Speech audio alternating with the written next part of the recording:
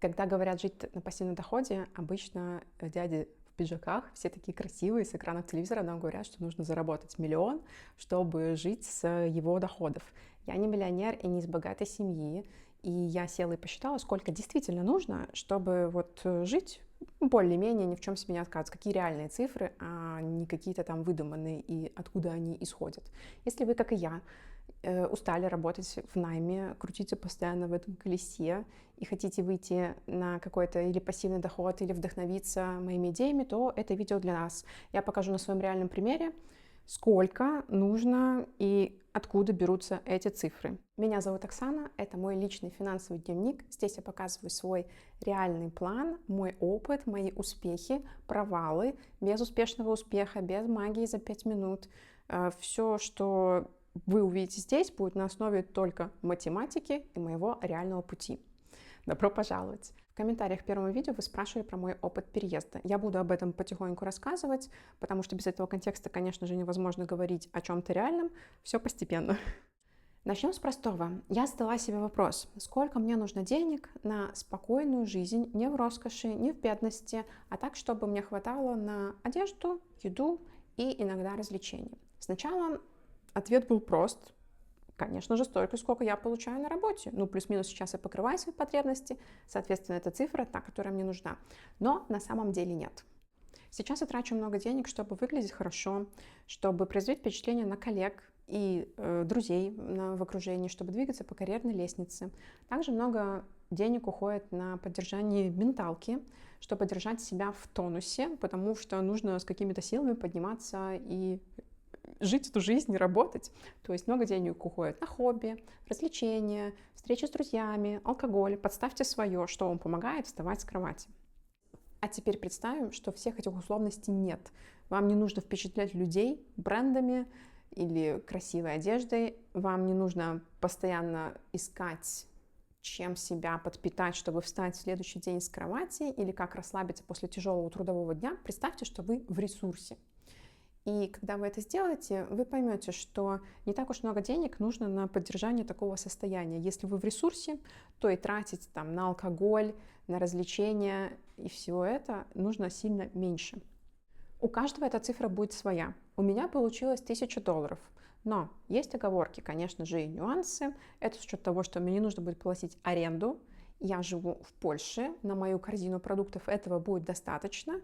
И, как я сказала, мне не нужно будет постоянно тратить деньги на походы и развлечения с друзьями, потому что я буду в ресурсе, и при этих вводных этой цифры для меня будет достаточно. У вас может быть совсем другая цифра. Итого, если будет $1000 в месяц, в год это будет 12. Дальше. Есть такая базовая финансовая штука, как правило, 4%. Это не гарантия, это некий ориентир, на который мы будем вместе с вами опираться. Это правило вывел Уильям Бенген. Он проанализировал финансовые портфели на протяжении десятков лет. Он заложил туда все риски, войны, инфляции, падение инвестиционных рынков и прочее. И вывел такую формулу, что капитал должен быть таким, чтобы из него вытаскивали по 4% в год, и тогда этот капитал не будет истощаться. То есть нам с вами нужно накопить вот эту подушку и вытаскивать из нее по 4%. Здесь будет сейчас формула, примерно по которой вы сможете рассчитать, если у вас другие цифры. Мы подставляем мою цифру $1000 в месяц, умножаем ее на 12 месяцев в год, мы получаем 12 тысяч, умножаем на 25, итого нам нужно с вами накопить $300 000. Много, да? Я тоже удивилась. Ну ладно, подождите, не так все страшно. Если у вас там больше запросов, естественно, вам нужно откладывать больше. Что считает калькулятор? Чтобы получить $300 000 за 10 лет, нужно вкладывать примерно $2000, ну там чуть-чуть меньше, 1750-1850 в месяц в американский фондовый рынок. Это получится при 7% годовых. И откладывать такие деньги ежемесячно звучит сюрреалистично, согласитесь. Поэтому мой план не совсем откладывать столько. Для кого-то, может, из вас это цифра подъемная, для меня, к сожалению, нет. Я со своей зарплаты не могу отдать большую часть, чтобы все уходило в инвестиции. Поэтому мой план гибридный. Моя цель не зависеть полностью от найма, а покрыть часть своих расходов пассивным доходом с инвестиций. То есть я бы хотела сама выбирать в будущем, работаю ли я на полставки, фрилансю ли я, что-то чем-то занимаюсь, чтобы получить какой-то небольшой доход, а часть беру с инвестиционного портфеля. Давайте сделаем шаг назад. Если покрывать не 100%, а 50% расходов пассивным доходом, то это уже совсем другие цифры. Например, $750 в месяц – это $9000 в год. Здесь будут цифры, посмотрите на них внимательно. И нам нужно, получается, инвестировать, например, уже $1200-1300 в месяц, чтобы прийти к меньшей цифре. И это реально, если мы найдем какой-то пассивный источник дохода, либо будем продвигаться по карьерной лестнице. Какой мой реальный план? Я не закладываю YouTube как гарантированный доход, но я бы хотела получать с него какую-то прибыль. И если вот, например, она у меня появится, ее можно всю инвестировать. Представим, что я получаю, например, через пару лет уже с YouTube $100 в месяц или 300. Не будем тут рисовать какие-то фантастические цифры о блогерах-миллионников. Ну, допустим, я вот делаю ставку на YouTube и делаю это своим источником дохода. И посмотрите, уже как-то можно в этом плавать. Вот. Если с YouTube не получается, опять же, мы не будем складывать все яйца в одну корзину. Если с YouTube не получается, мы ищем другие способы пассивного, активного, не знаю, половинчатого дохода. Об этом тоже будем говорить дальше. И пока ставка на YouTube. Идем к этой цели.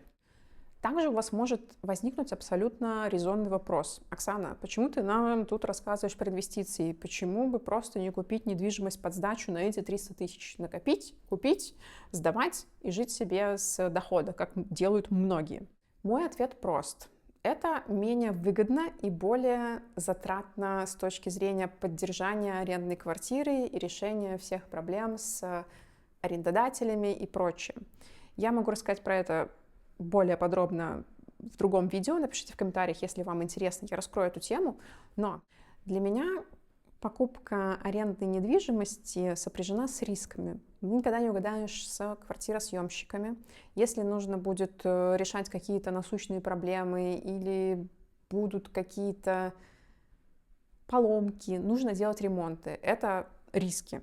Есть также еще такое понятие, как поддержание этой недвижимости на постоянной основе, там, марафетить ее, приводить в порядок. Это тоже все требует усилий.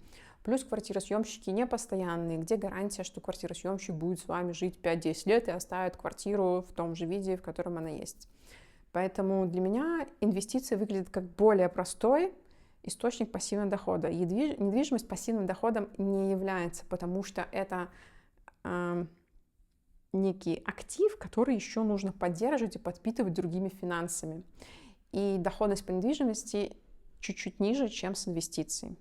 Вот такие цифры у меня получились. Я надеюсь, не сильно вас напугала, не озадачила и не расстроила. Будем вместе учиться это откладывать, потому что для меня это тоже выглядит как большие деньги, и я не буду обманывать и говорить, что я все смогу и сделаю. У нас, скорее всего, будут и какие-то и поражения, и успехи. Если вам такой формат откликается на моем живом примере с какими-то небольшими объяснениями и примерами жизни, то подписывайтесь, буду рассказывать дальше.